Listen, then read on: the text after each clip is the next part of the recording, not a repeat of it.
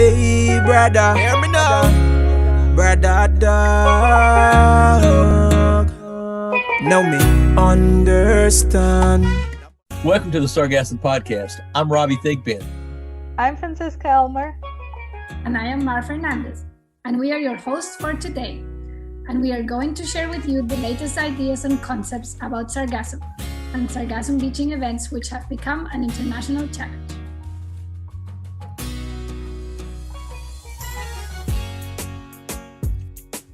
Hi everyone, how have you been this week? Well, morning. For me, it's still raining. We got this huge cloud over this. I've never seen this much rain this time of year. It's extremely unusual, but I guess that's why they call it climate change. Well, I think some other people in the world had very unusual rains as well, thinking of China and Europe. Probably way more than you had, to be honest. Yeah, well, we're certainly not flooding at this point and all, and it's not causing catastrophic mayhem as it is in these other places. But we are feeling it a little bit, or at least it's a very visible lesson that we're learning and all. And I think more of us need to be paying closer attention to all these 1,000-year floods happening every 2 weeks on the planet. So how about you, Cleo? Do you have any news for us? Talking from Europe and actually France, we never had such a cold summer. Actually, I think that the summer never came.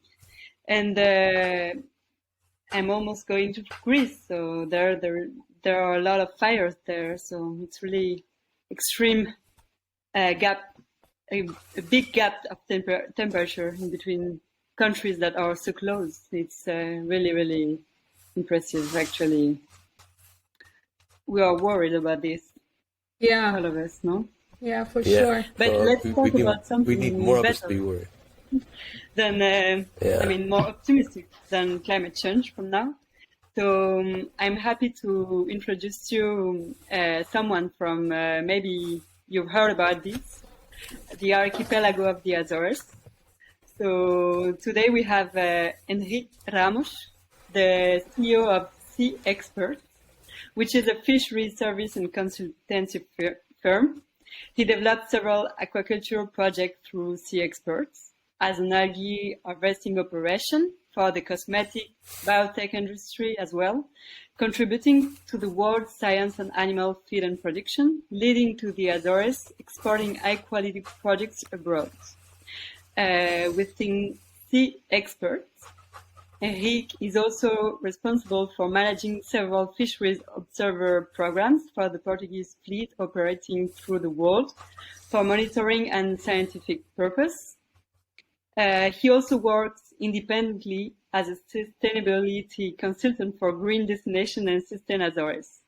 As an active member of No More Plastic for the Azores, he raises awareness of the increasing problem of the marine debris, particularly plastic destructive effects on marine life and ecosystems. So welcome, Enrique, and I'm really happy to talk to someone from the Azores, as I have personally been living there 3 years. Well, thank you, Cleo. It's a pleasure to be here. Thank you for the invitation.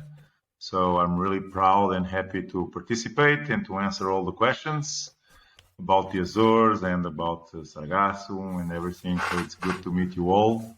So me, particularly as an individual, I'm concerned with climate change, and within Sea Expert, and I think that I'm really feeling it, and that's one of the main drives for us for the future, that to make sure that we are not betting in the wrong horse, and so we are willing to integrate the PhD student on that and to understand how climate change can affect our activity, because we live on wild resources, and things are changing really fast. So it's the biggest threat to our activity, in fact. It's real, and we've been suffering its effect already. Like hurricanes, we had a hurricane recently, that it's part of the history, the climate history for the Azores. Very, very, very rare, but it is expected that with the warm of the waters, the hurricanes that comes from south gets to the Azores, still has a hurricane and not has a tropical storm as they used to. So this have a huge impact as we have no platform shelf, and so we can operate only really near on a ring around the islands, and this is the most affected area by when we have hurricanes, because the sea gets really wild, and it cleans the ground. The seafloor gets like naked. For example, suddenly all our resources were gone. We were like, wow, okay, we have to wait for nature. So climate change is definitely a concern, and for us, it's having an impact, and we want to act to help mitigate its effects. Yes, that's really good information, and it's always interesting to hear how different people are already impacted by climate change. Luckily, I know today we're going to talk about some ways that you are actually making a difference with Sea Expert, and our new sponsor we have is also making a difference. They're called Seafields, and they're a new company from the UK, and they're actually aiming to remove significant amount of CO2 from the atmosphere using sargassum. So they're still at the beginning, and they are going to be working at developing and testing offshore technology to do this. And they will also provide sargassum to other firms that make products to substitute fossil fuels. So it's going to be really exciting to see more algae firms coming up, such as Sea Experts and Seafields. But let's talk about what sargassum is to you, Henrik, because that's the question we ask everybody here. Yeah.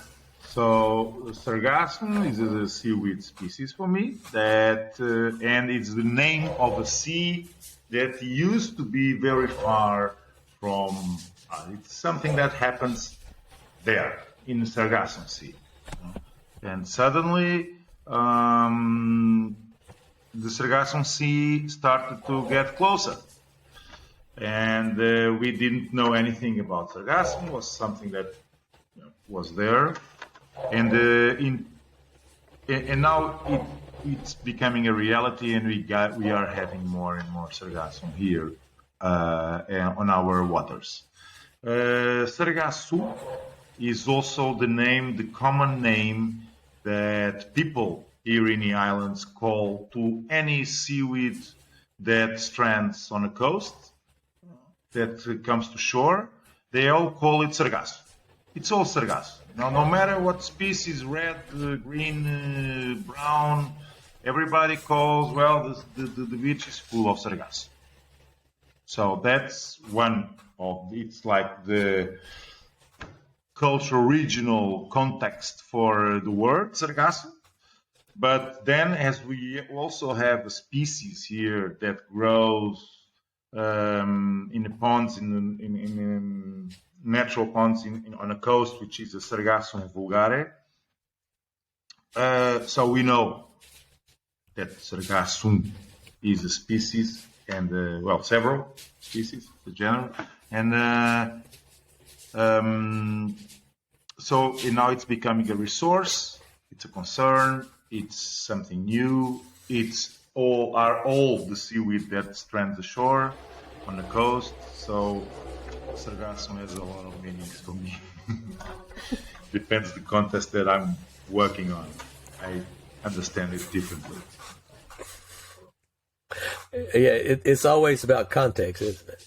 And all. And speaking of context, I'm a geographically illiterate American, as all Americans are apparently.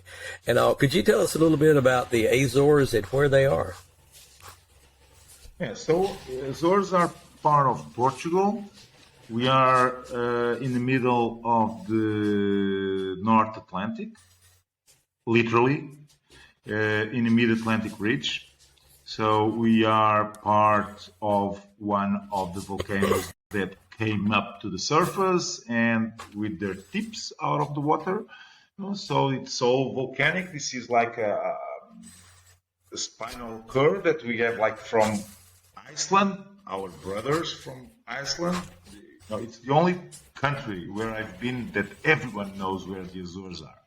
They say, you are our brothers from the south. You are the ones that also live on top of the Atlantic, of the Mid-Atlantic Ridge, and you are volcanic, and you are isolated, and so, you are our brothers from the south. And so Azores is an archipelago of 9 islands that is an autonomous region.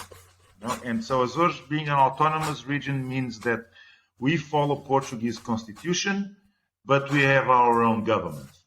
So we have our own parliament. So most of the decisions are taken considering the regional reality, which is, so like this, we don't have people in mainland deciding everything for us. So you have mainland, there are 11 million. Here it's a whole governmental structure for 250,000 people. So this brings a good perspective of like good management and politics that you ask to be close to the population, that feels the needs of the population, that can more easily adapt all the decisions to the reality of the Azorean reality, which is, we are really isolated. We are 2.5 hours away from mainland, from the closest point, which is Lisbon. So by plane. So if you want to go sailing, you take 5 to 6 days to get to mainland, 6 days. So we are really isolated. So we have to make a living here, and we live with nature and in nature and respecting nature. So that's where the Azores are, nice. and what the Azores are. A bit. So talking about the localization actually of the Azores, which is more north of the Great Atlantic Sargassum Belt, and coming back to the Sargassum topic, apparently this year you had some algae arriving earlier, and some people identified it as Sargassum fluitans natans. Others say it might not be. So anyway, the question is the pelagic Sargassum landing in the Azores or coming closer to its shores than before? Like, is something new happening with the Sargassum getting closer to the archipelago? Yeah, it's species that it used to show up very rarely, because as it comes floating, so it was not a species given to the Azores, but recently there have been, especially in the most southern island of the Azores, which is Santa Maria. Last year we had, or this year, we had a huge strand of Sargassum like we have never had before. So it's totally recent. So far, not a big impact. There was one marina that got full of it in Santa Maria, and on the coast you get to see a lot of floating Sargassum, but so far without like heavy consequences. Here in Faial, in the central group, which is a bit further north of Santa Maria, we found Sargassum as well on our waters, on our coastline, but it is expected that it will come more and more. Everything is changing, so it's really new reality that we will have to deal with. And there are already, and myself, along with some partners, and we are trying to find an application for part of this Sargassum. There's still no like MSY for Sargassum. So yeah, we should learn a bit more and understand how much you can take, because somehow it has his role in the ocean. So we have to be careful not to face it only as a problem, but also maybe as a solution, carbon, and also for I don't know, other things. So we have to be careful with it and not just take as much as we can, even if there are like millions of biomass, tons of biomass available for now. Yes, I think the only country that has MSY, which gives regulations on how much you can take, is the US, because they had the Sargassum come past the Florida shelf for a very long time now because of the connection of the Gulf to the Sargasso Sea, and they realized how important it is for the turtles. And as you know, back in the days, there was a company that wanted to go offshore to harvest Sargassum for products. They put in a maximum amount that can be harvested in a year, and it's actually pretty low. I don't know exactly how much, but it's one of the reasons why in Florida they always collect the Sargassum from the beach rather than having booms and boats out there. And I think in the Florida Keys, they're now starting to talk with the government about, well, the situation has changed. Maybe we have to change the laws because now we have much more Sargassum and it's also negatively affecting us. But you are using a lot of other seaweeds. That's a good one. Thank you for that one. Yeah. I didn't know that one. Yeah, it's not really well known, I think. So you are working with a lot of seaweeds in the Azores, and I wanted to first ask you, what makes the Azores a good place for seaweed production? So we don't produce, right? We just harvest, wild harvest. So for production, I wouldn't say that we don't have such a great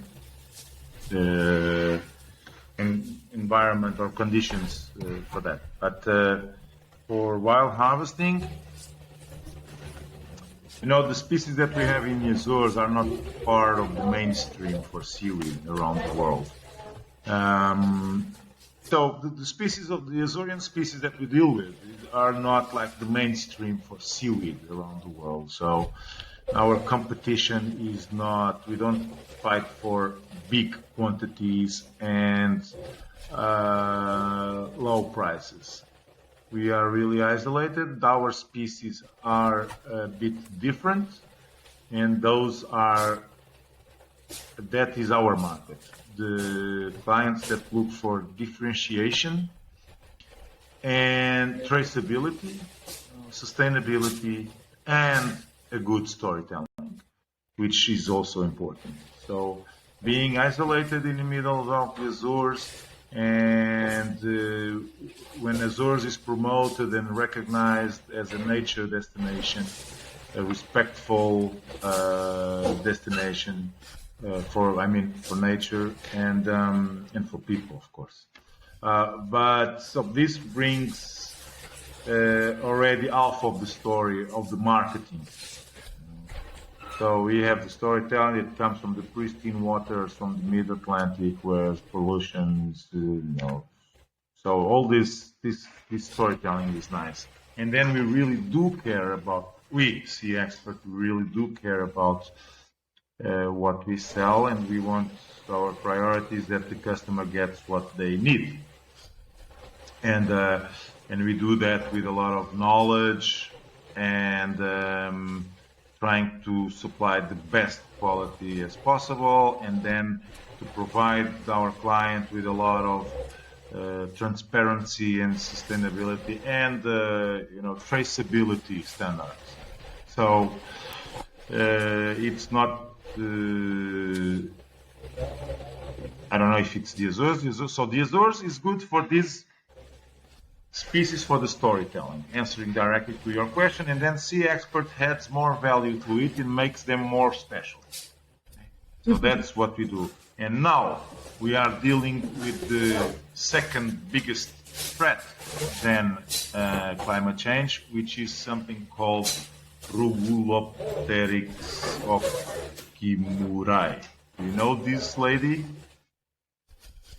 This lady is like arrived this year, and she's occupying everything, and it's having a huge impact on coastal biodiversity, coastal ecosystems. At the beaches are getting regularly like flooded with tons and tons of these species, and she's indestructible and unstoppable, and no competition, no predators. She can survive out of the water for 20 days in a dark environment, and if she goes back to water, she reproduces. And so this nowadays is just suddenly it's a hot topic at the moment because it's a never seen invasion of any other species, invasive species that we have. We have here like Caulerpa, or we had Sparagopsis. Even Sparagopsis dermato is considered an invasive species, but still none had such an impact as these new species that just arrived.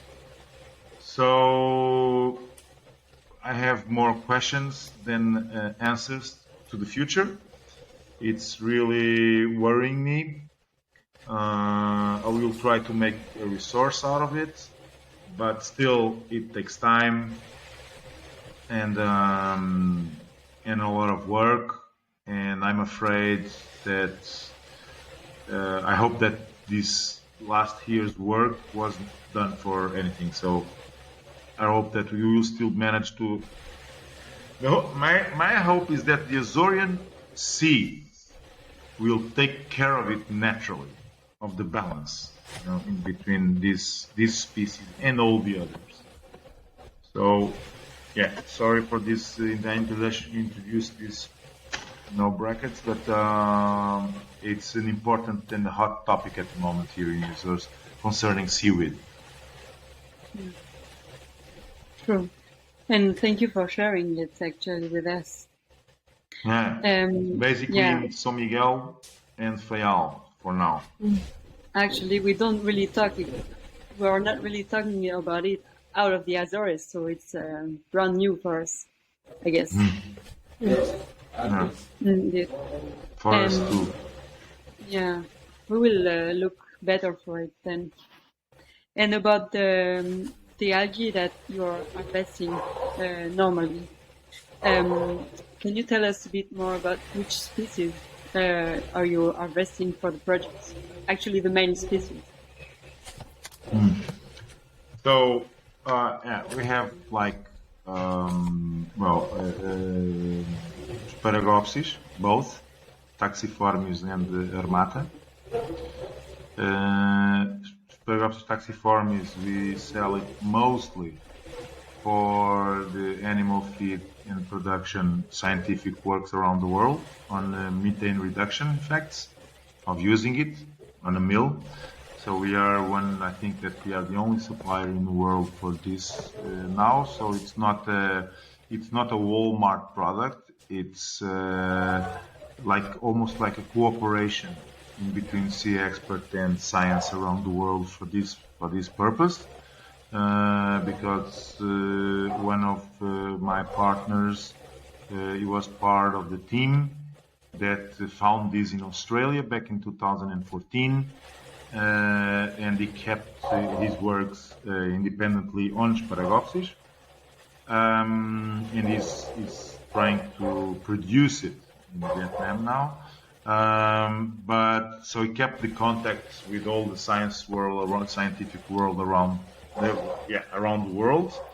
and so many people comes and looks for biomass for scientific purposes to study the effects. And so that's where mostly the Sparagophis taxiformis go to.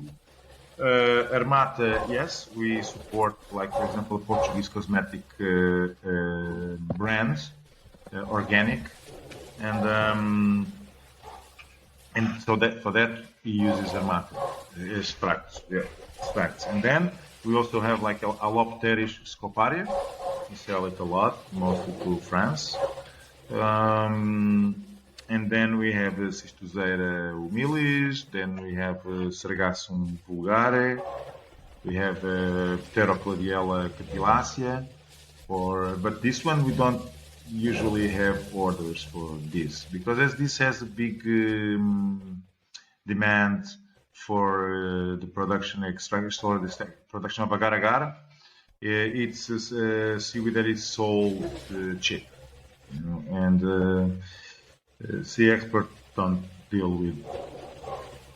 This looks like arrogant, but it's not. We don't sell with cheap products because otherwise the Azores doesn't support any kind of intensive and huge quantities business model. It has to be always based on small quantities and with the high value, high quality, and that's how we try to manage, also our impact. So we don't want to harvest. The seaweed has a role in the seabed, so we like the seaweed to have its role and do their best there, and we just take what we need. So, yeah. So those are the main species. Maybe Padina pavonica now, it's a new species that, for example, it's a species that we used to see only in small coastal natural ponds where you would just have them there in small. And now, I don't know if it's climate change or whatever, in the last years it's just booming. And you have huge fields and prairies of Padina pavonica, beautiful, by the way. But it's a new species that we are just including in our catalog. Because, and so that's why it's important for us to have someone studying the climate change effects, because suddenly if I put resources on a species that the trend is to disappear from the Azores, I'm wasting my time and efforts and resources.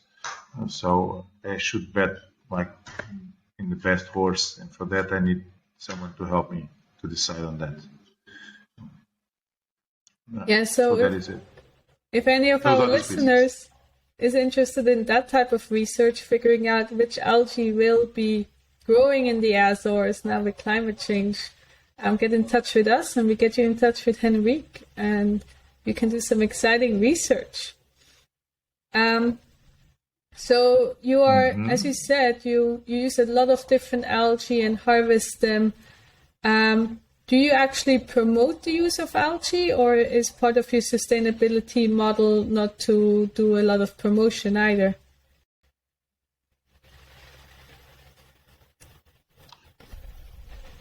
I'm a private company, we need to make money somehow, so I have to promote our seaweed, So, oh yeah, we have to promote it. Sustainability. I think sometimes it's most of the times you have to manage your hypocrisy with the best knowledge that you have. And that's what sustainability is in my perspective. So on one side you pray for conservation, on the other you have to live on something. And you have to wear clothes and drive your car and fly and have a watch and have a smartphone and a laptop and you're here and this and that and that. Okay, so what can you do? You have to manage. And so we are all a bit of hypocrites. So we have to manage it. And how do we manage it? With knowledge and with some sense of responsibility. And that's what we do as a company as well. So we support conservation projects, we promote that, we certify our seaweed on sustainability program, good practices with the origin certification, with the organic certification. We reduce our impact, we use renewable energies, we try to use only recycling materials, and and we try to add value as much as possible to our seaweed. Now we just got a container, the solar dryer in dark for the seaweed. We got a mill to grind seaweed in several parts and in several microns. And we also have a vacuum packing machines. And so we are improving, and we want to be considered one of the best raw material suppliers in the world. That we know what we sell because we have scientists, we have a postdoc student doing our whole technical data sheets and everything. So we want to know how to communicate with our clients. The clients, you have several different clients. And the thing is, when you are based in Azores and you have a big cosmetic company in France, Germany, Italy, I don't know, the United States, Australia, South Korea, we sell to South Korea as well. If you are there, you have to build trust with these people.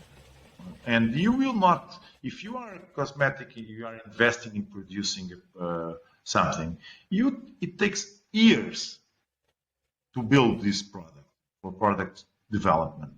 Because you need to build trust with your supplier. You're going to base your production in a guy that you don't know based in the middle of the Atlantic. And as I don't sell the mainstream of the seaweed where you can find it everywhere, so you need to build trust. And trust you build with traceability, with transparency, with good communication, with knowledge, with science, with time. And so yeah, I promote the seaweed.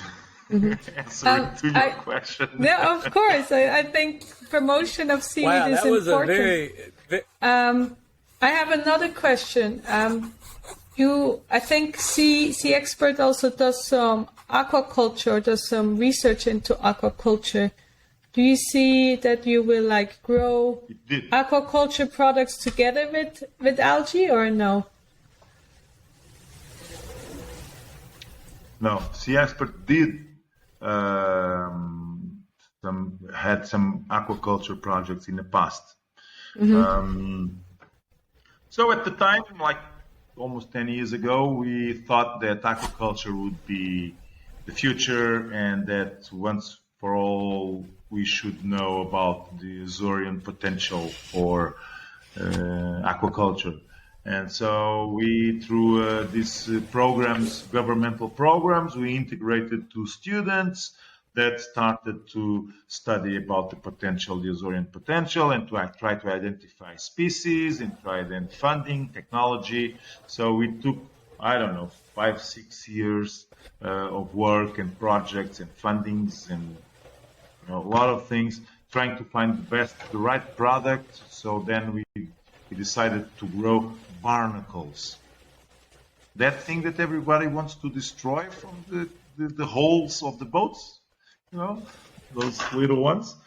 So here we have some bigger ones, and they are like a delicacy for, it's seafood, shellfish, and it's a delicacy that you eat and then you drink the water, the boiled water. So it's nice. So we identified that as the product. And then, but there is no technology for production. So we had to be associated with university. And so we developed a lot of projects with university. Some went well, some went bad. And the times were different. And then we also worked on sea urchins.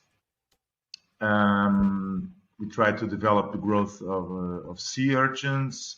But then we got to the conclusion that the gold is on a feed, not on the animal itself. So the feed is what they need to eat every day, while the sea urchins are vulnerable to a lot of factors that you don't control. They have like market, health, weather, many challenges. And the feed is always safe because they always need to eat every day. So we quit on the sea urchins, and also the data that we got was not like really promising on the growth of the sea urchins, because with the Azores we have a lack of primary productivity. So we are in the middle of the Atlantic, and here the water is like it's nothing. It's just water. There's no primary productivity. It's very low. Here in the middle of the Atlantic, we are 3,000 meters deep. So if you compare the primary productivity in the middle of the Atlantic, in the Portuguese coast, or in the Irish coast, here is by far the lowest. So everybody says that we have rich sea and full marine. No, it's, like limpets, barnacles, all these sessile animals, they starve. Sea urchins, they starve. They don't have much food around. So meaning that they don't have so much energy to put on their reproduction, on the eggs, on the gonads. That's what you eat from the sea urchins. So they have no enough energy to put it in the eggs. So it never grows as much as in other places where they produce it and they eat it and have it naturally. So that's on sea urchins. And on barnacles, we there was a crisis in university and we got affected by it to be short. So we had to stop the research on barnacles. So we don't do aquaculture anymore. Answering to your question. I go around and around and around, and then I summarize with the final sentence answering to your question. Yeah, no worries. We like thorough explanation. You've given us a lot of useful information, so we appreciate that. But when I first graduated from university, I applied to be a fisheries observer in the Bering Sea, and on those crustacean boats and all that, and I didn't get the job. I'm really disappointed in that. I thought I think that would have been an amazing learning opportunity, because I was very, very interested in invertebrate fisheries at the time, and I still am, as a matter of fact. But you're also a fisheries observer and trained many of these folks. What does a day in the life of a fisheries observer look like? Well, Robbie, so first of all, I'm waiting for your CV. Okay, so I'll read your application and then let's see if I have a job for you. Okay, we're still on time, man. But not to the Bering Sea, okay? I would be interested in doing that. I think it'd be an amazing adventure, and I know it won't be easy, but I would love to do that. I'll send you my CV. Yeah. Well, yeah. So I think that the best way to manage fisheries observers is to be one as well. So, and that's what I do. So I sometimes, and not to leave always the best part for the others, So I'm the one in the office, looking on a computer, on a screen every day, seated, and having back problems, and my eyes were not working properly anymore, and worries and concerns. And the best part being at sea and working and biodiversity and fisheries and traveling, this is for the others. So I don't think that's fair. So I think that I should do the observer job as well. So That's that's a warm topic for me. I love this job, and well, it's got a lot to do with the people that you find on board, and you find all kind of people. It's like on a sailing trip. What it sounds like a very nice project and plan suddenly can turn into a nightmare. So if you go with the wrong people, so people make all the difference everywhere, and on fisheries is no difference. So you can be in a tiny boat, squeezing and sleeping in a hot bed, and you have the best time, and you manage to do all your work, and you get along with the crew, you do your job, and that's fine. And you can go to a big ship where you have all the conditions, and you only have problems, and you don't get along with anyone, and you are always fighting, and you say, well, I don't like this. This is no good. So it all got to do with the people. And you have jobs like daily trips where you go out at sea, and you have observers for two kinds of observers. Monitoring observers, where you go and check for compliance on regulations. And then you have scientific observers that goes for data collection for science. So these are two different kinds of observers. And the monitoring observers have the role that no one wants to have, but someone has to. So which is the guy that is never welcome on board, and but still they have to take it. So we need, with this, means that we need a strong political will for the observers to do their role. And so because we don't act, we just report to authorities. So we are the eyes of the control and monitoring for fisheries. But we don't take action. So this brings a lot of will and sometimes fights, tension, conflicts, and then you expect people to do something, because now we are the eyes, so we are in the front line. We are the ones out there saying this guy is not complying with regulation. You do your job, but then you don't have a reaction, or you do. And I'm not saying that we don't. Okay, so but it's a bit frustrating if there is no reaction on it. That's for the monitoring observers that always have this most difficult job and task on board. For the scientific ones, they are easy. It can be a day trip. You go and return on the same day, or you can go for 5 months without seeing land, and you stay out there in the ocean, fishing 24/7, 5 months, every day.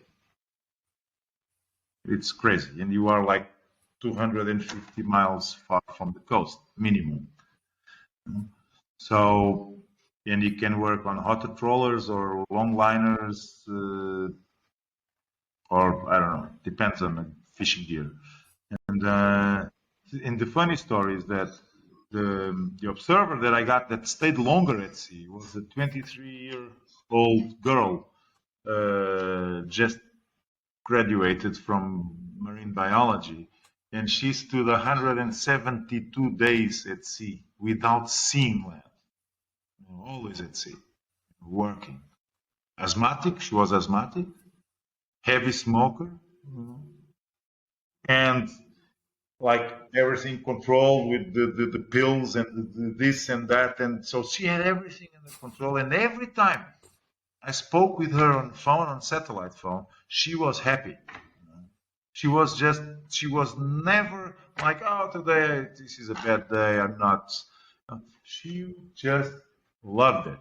After 1 month upon her arrival, she went back on board, not on these ones, but in other job as an observer as well.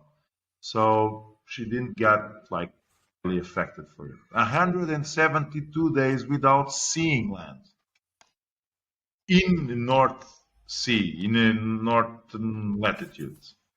So it was tough. She is tough. Well, anybody working in the North Sea is tough. That's just all there is to that, and all. Plastics are a big deal with you. You're fighting this stuff, and you're a part of Chega de Plásticos para Azores, and so. No more So plastic? I think it's a big issue for you. Yeah, it's a big issue for us, and all. And so, tell us a little bit about that project as a group and any of the big good things that's happened for you.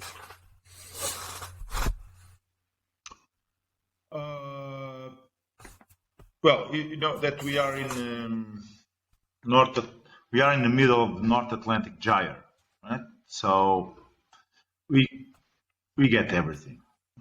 So everything that everybody throws overboard or inland to a river or whatever, we get everything. So here in Faial, there is a beach that it's in a very sheltered bay, which is called Porto Pim. It's a beautiful bay, and the beach is maybe the beach in the North Atlantic with the highest density of microplastics. It's sad. This is we have dark sand, so we don't have like from limestone sand. We only have from basalt sand. So and it's dark. And when there is wind, the sea takes the sand and leaves the beach white and blue and green and red. So, and you go and you see it's covered in plastic, microplastic. So you can't run away from it. So it comes to you. If you are a seaman, if you somehow use the sea for whatever your activity is, for pleasure or for work or for meditation or wherever, you will always face plastic and everything else that comes to the coast.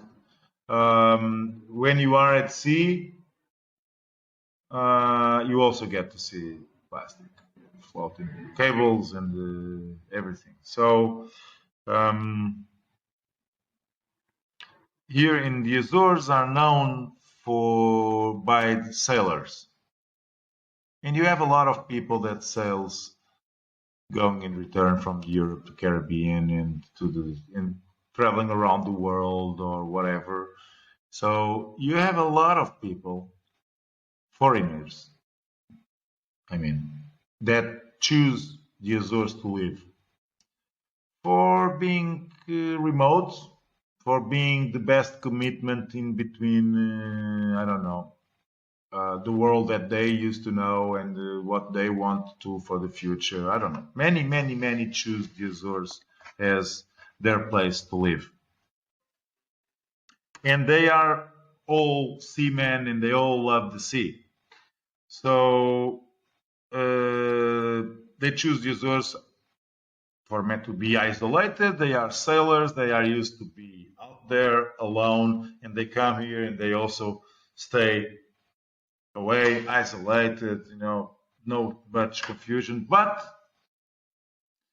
there was a guy called Sean Payton who just died a few days ago, and he was the mentor of and the one that got everyone united from a lot of people, locals and mostly foreigners in this case. And he built this movement. It's a movement. It's not an NGO. It's just a movement, a local movement. So that it happens spontaneously. A group of people who cares and likes to do things. And that's what No More Plastics is. No More Plastics for the Azores is. And but we loved it. We were loving it, and we started to get some visibility. And then we had this project like one parish, one creek, meaning that because we would you go to the coast and you get plastics from all over, from all over.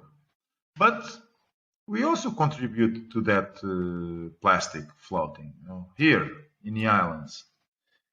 And so instead of cleaning the coast, because usually when you go and you clean the coast, everyone says, well, this is not our garbage, this doesn't come from the Azores, this comes from far. It's them, the others. But so we went to the creeks. And when you go on the creeks, we don't have rivers. So when you go on the creeks, what you find there belongs to us. And someone from the local parish put it there. So we jumped on the creeks and we start getting a lot of garbage out, like tons and tons and tons and tons. And we always put it in the main square of the parish, for the weekend. And we would go next day on a cafe, like undercover, go to the next day, we have a coffee or a beer, and we listen. People commenting, well, you see, there's your mattress that from your house that you were built. Yeah, but you also put on your cow's daddy also threw the cow there, or your bike. I see your bike is there. So they start pointing the fingers at each other, because they cannot point the fingers at anyone else, because that belongs to them. And so this had a huge impact. And so we started working with and then you know what the parish is, right? So you have the municipality and then you have the parish, the smallest administrative area that you have, entity. So, but then we go speaking with the municipality and we start to cooperate with them also, like bringing them solutions. So we were not the ones that were all only pointing the problem. But so when you come up with it publicly, you try to come up with the solution at least, or try to propose solutions and ask for contributions. Because if you're just pointing the problem, then it's like that's very easy. That's the easiest part. So, look, there we have this. Yeah. But what can be the solution? So we did a lot of that, working here with the municipality. For example, they organize it's the biggest marine event week in the Azores. It's here every year in August. And so we help them to promote the use of tap water, to stop with plastics cups, to quit on straws, to put more ashtrays all around everywhere. So sometimes when we get together and we start brainstorming about this and discussing this and that, we come up with solutions and we go to the politician. No one wants to be a politician. So we go to the politicians and say, look, we have this, maybe you should do this, or maybe that. This is just a proposal. Now you do whatever you want. And many times it is well accepted and recognized, and there is action. Many times there was action already, so it's positive, the communication and the cooperation. So it's a problem that you can't get away with. And I used to say that politics is like marine pollution. It takes time to be seen, but when it's there, then you can't get rid of it. So, and the problems in politics, sometimes it's also like that. It takes time for people to realize and be aware of. And plastics, we've been doing this for many years, but we overloaded the ocean. Even the ocean was overloaded. This is amazing. We managed to do that. We are damn good. Managed to overload the sea like 10 million tons of plastic per year. Really? Seriously, dude? That's like I don't know. It's not so. If I can't be a president, so I don't want to be a president and a politician. But I feel that I have the energy to talk and to share my concern. So that's what I do. Yeah. At least I give the example around. Well, yeah, no, thank you very much for that story. The thing is about plastics is I've been discussing with plastics since before it was cool. And the thing about plastics is every piece of plastic that's ever been created still exists today. It still exists today in some form. It hasn't deteriorated. And yet the people that invented plastics have already turned to dust. And the plastics that they created will still be here even after everybody in this interview is turned to dust as well. And I just think that's a horrible, horrible thing. It was a good invention and useful. We just use it badly. You're exactly right. It's not the plastic that is the problem. It's the way that we use plastic, and suddenly everything started to turn into single use, and that's definitely not the solution. And that's I would say one of the biggest problems is comfort. It's comfort. It's people don't or what we perceive as and comfort. Laziness. It's comfort and laziness. Exactly. Well, everyone, that's our interview for the day with Enrique Ramos from the Azores, which is a part of Portugal where they do not eat paella. And we want to thank him very much for being with us today. And it's been great. I've enjoyed his stories and all. He's more of a storyteller than someone who gives a straight out response, and I appreciate that, as I tend to do wax in that way myself.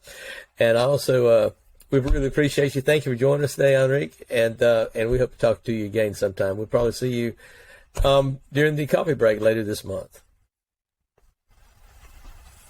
Well, thank you very much for this. It was really a pleasure to be here and having this conversation with you guys. Just whenever you want, just drop a line. I'll be around. Thank you very much. Hey, I'm gonna send you my CV for Observer. Oh yeah, just send your application. I'll see what I can do. Okay, thank you. Well, you have to get a sea survival training course. I will not. I don't. That's not on my CV. Yeah. Well, we'll talk about that. We'll talk about it. Okay, and take care. We'll have a conversation soon. Okay. Ciao, ciao. Hey, thank you. Bye-bye. So what did you guys think about this, about our interview? Well, I was really happy that we could interview someone from the Azores. As you all know, I love this place because I've been living there, and I think that it's not well known, which is also good sometimes to keep some place secret. But I think that they're really involved in all these sargassum belt, even if they're not directly impacted. But they're in the circle, and also I think it's nice to see how these 9 islands, which are on that archipelago, are involved in climate change and facing climate change issues, in evolving with nature, living with nature in their own way. And I think it's nice to hear from a private company which is trying to do its best to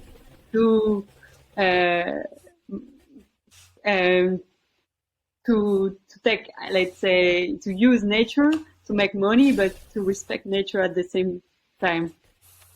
I don't know, what have you think about this interview? What have you learned about this place and this company? I learned a lot about the Azores before this interview. Where it is. Yeah, before this interview, all I knew about the Azores was what we call the Azores High, like when good weather comes to Europe, it comes from the Azores, so that's what I normally know it for. But everything else I learned, I learned it new today, about how amazing of a place it is to live and for nature. And now I want to go visit. I think it's really, really cool. But yeah, he told us about a lot of challenges they have with the invasive seaweeds and with things changing. And I was really happy to see him always having immediately a response of, okay, how can we use this? How can we turn the problem into opportunity rather than to dwell on the problem? I also love the way that the No More Plastic movement is working, that they're not just a group that picks up plastic from the beach and making people feel good about making a little bit of change, but that they are showing the local impact and putting it in the square and having people reflect on, okay, what is our lifestyle actually doing? What kind of system are we trapped in? Are we going to change this? Because just picking up the plastic on the beach is not going to change the plastic coming to the beach, unfortunately.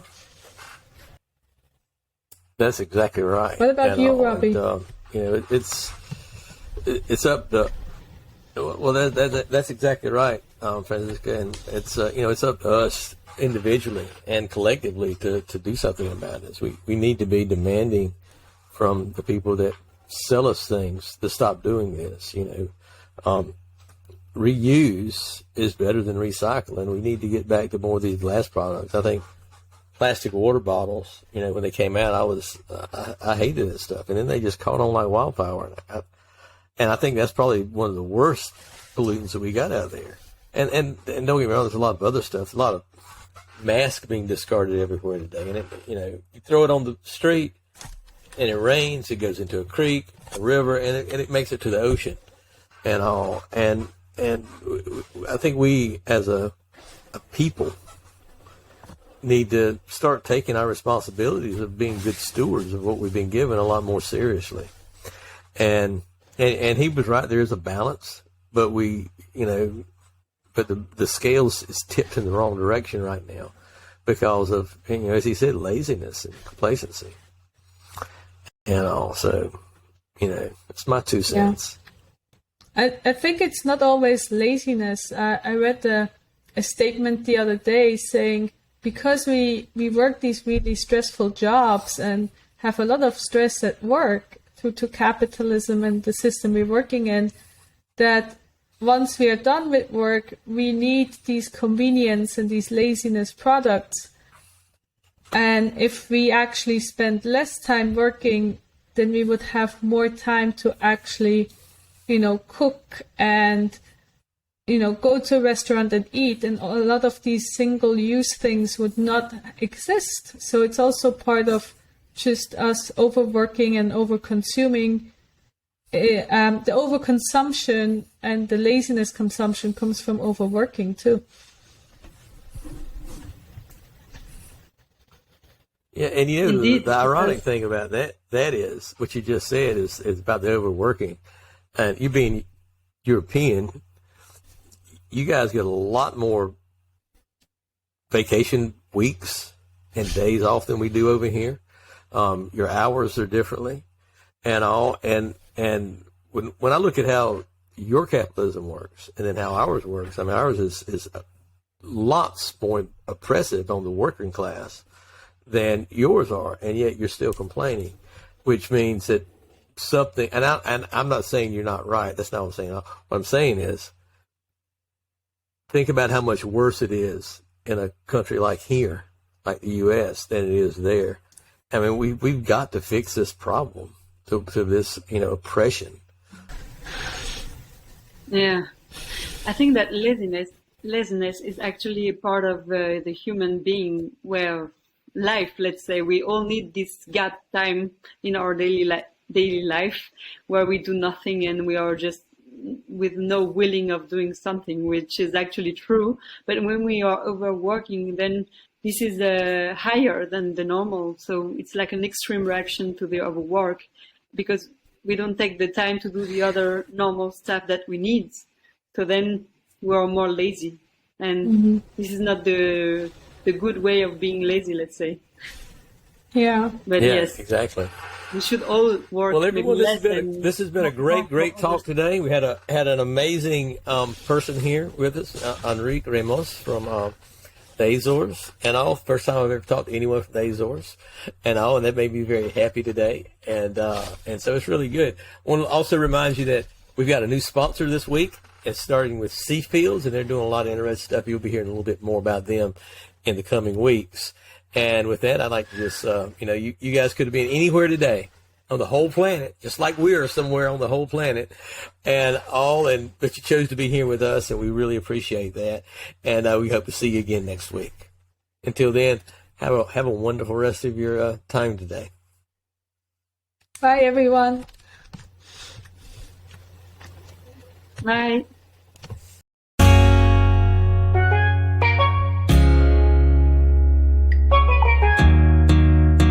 Thank you for tuning in today and learning with us from our guests. If you want more information about what our guests talk about today, then please check our show notes for links and information in our archives. And don't forget to like and share our podcast with your friends. If you enjoyed our podcast, please consider supporting us financially by becoming a Patreon. For as little as $1 per month, you can support us and get the exclusive benefit of submitting questions for our interviewees before the interview. The Sargassum Podcast is produced by Marine Conservation Without Borders and is made possible with financial support from Seafields. It is produced by Marcel Van de Kamp, Lauren Blankenship, Cleo Maridakas, Franziska Elmer, and Eloise Lopez, and is hosted by Robbie Thigpan, Franziska Elmer, Mar Fernandez, Florence Menez, Cleo Maridakas, and Paula Diaz. We will be back next week with another exciting guest. The music of this podcast is from the song Demapre by Drizzle the Roadrunner, an artist from Roatan. Follow him on Spotify or YouTube for more music, but for now, here is the full song, Demapre. Hey, brother, hear me now. Brother, dog. Now me understand. Now for them no want to see we get nothing. That's why them a pray and always front and star. Now for them no want to see we get nothing. That's why them a pray. Now for them a pray. Them a pray. Them a pray. Me no gain progress. Now for them a pray. Them a pray. Me no reap success. Now for them a pray. Them a pray. Them a pray. Me no gain progress. Now for them a pray. Them a pray. Me no reap success. So me tell them yeah, promises come and me no take that. Only if it come from Jah, I'll accept that. Now for them me put me trust in and give me setback. Yo, select that, we'll and pull up that. Tell some wicked that bad mind, me no fear them. Anytime them cheat and chat, me no hear them. Me dash a few hard soak for the queer them. Me dash a few hard soak, tell them where them. Now for them a pray. Them a pray, me no gain progress. Now for them a pray. Them a pray, me no reap success. So me tell them yeah. Yes, me know me have a lot of fake friends, but me never woulda thought me woulda have fake family. So me tell them straight, me no trust them. Me no trust you and me no trust him. Fake friend lost bad mind in a real life. Star me no rate that, star me no rate that. But me real for me woulda bust a million shot in a real life. Now for them a pray. Them a pray, me no gain progress. Now for them a pray. Them a pray, me no reap success. Now for them a pray. Them a pray, me no gain progress. Now for them a pray. Them a pray, me no reap success. So me tell them yeah. Oh,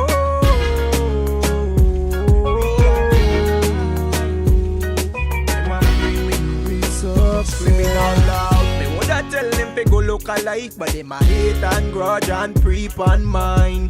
Them a move like Judas. Them a move like Judas. Plus, everybody have a life to live. So me give one rascal who a try judge me. Like them chit and chat, so what them want to say. Cause none of them out there nah feed. Now for them a pray. Them a pray, me no gain progress. Now for them a pray. Them a pray, me no reap success. Now for them a pray. Them a pray me no gain progress. Now for them a pray. Them a pray me no reap success.